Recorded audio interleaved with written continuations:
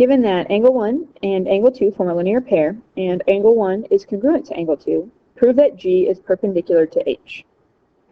In order to do this, we need to say that angle 1 and angle 2 are both right angles.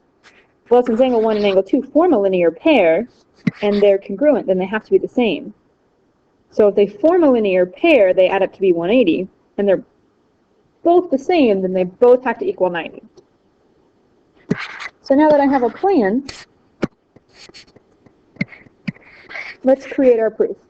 Angle 1 and angle 2 form a linear pair, and angle 1 is congruent to angle 2. Step 2, I'm going to say that the measure of angle 1 plus the measure of angle 2 equals 180 degrees.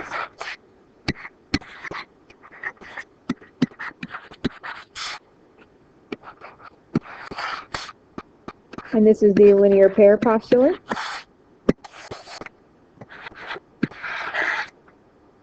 Step 3, since I know that angle 1 is congruent to angle 2, that means that the measure of angle 1 has to equal the measure of angle 2 because of the definition of congruence.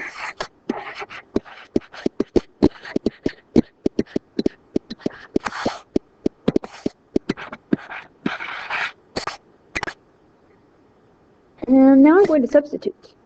I'm going to say the measure of angle 1 plus the measure of angle 1 equals 180.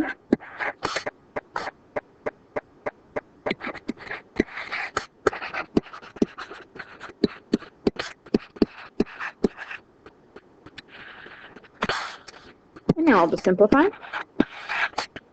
2 times the measure of angle 1 equals the measure of equals 180.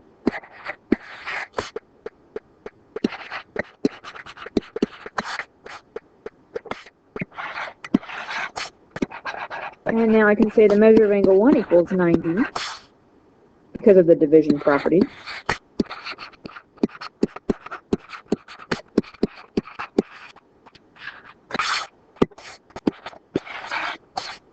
I can also say the measure of angle 2 equals 90 because of substitution using step 3 and step 6.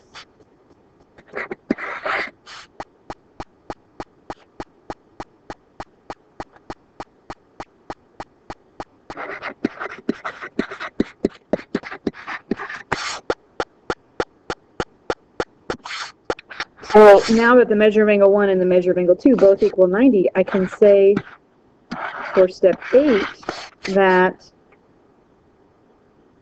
they are right angles.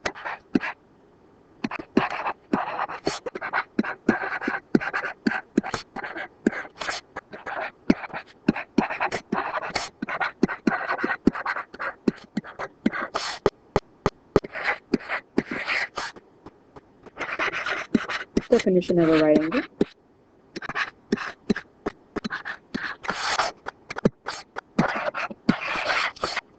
And so since angle 1 is right and angle 2 is right, then I can say that G is perpendicular to H because of the definition of perpendicular.